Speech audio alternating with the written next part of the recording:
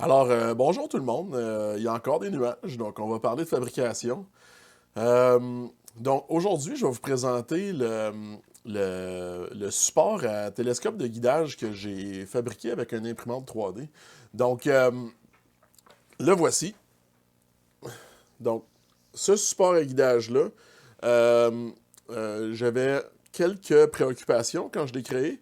Donc, premièrement, euh, ce qui m'inquiétait, c'était d'essayer d'avoir le plus de poids vers l'avant possible, puisque mon installation est un peu pesante du derrière. Je voulais que ça soit facile à mettre et à enlever. Puis je voulais aussi que ce soit facile à monter et démonter. Puis aussi, je voulais garder l'espèce de petit tarot en plastique ici qui venait avec le télescope. Donc voilà qui est ça pour ça, hein. Donc, ce que je vais faire, c'est que je vais dévisser un petit peu ici, dévisser un petit peu à l'arrière, comme ça.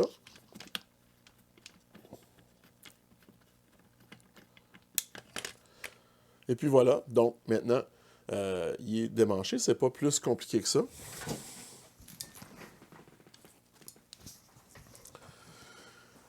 Ça ici, c'est un petit morceau que j'ai acheté au Rona ou Home Depot, je me souviens plus. Puis, j'ai juste vissé une vis dedans. Puis ce qui est le fun, c'est qu'il est assez haut qu'il va rester, il reste coincé dedans, donc j'ai pas de chance de le perdre quand je l'enlève. Euh, donc, on regarde, si on regarde ce que j'avais avant, c'est, dans le fond, ça ici, c'est un télescope de guidage d'un vieux Dobsonian comme ça. Puis si on regarde mon ancienne installation ici, j'avais ça qui tenait avec juste une vis. Puis c'était pas vraiment pratique. Puis en plus, la vis elle devenait tout le temps desserrée. Euh, donc, je voulais avoir quelque chose de nouveau. Je voulais utiliser les deux vis qui sont là. Donc, ce que j'ai fait, c'est que j'avais besoin d'apprendre un nouveau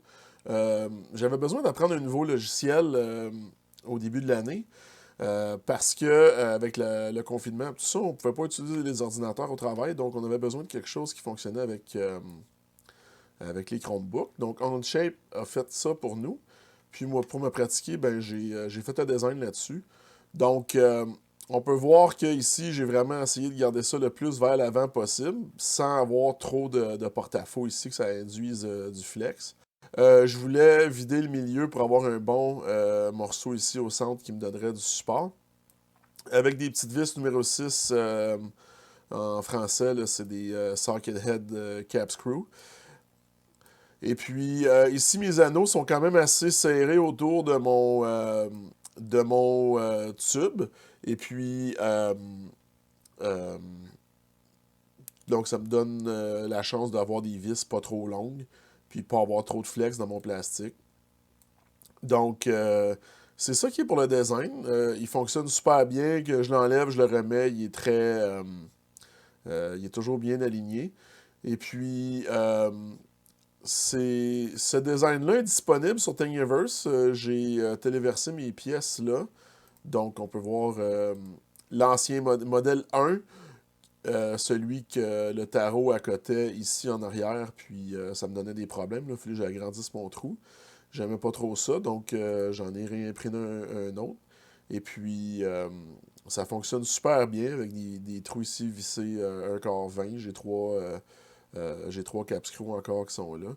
Puis, ça m'économise beaucoup de problèmes.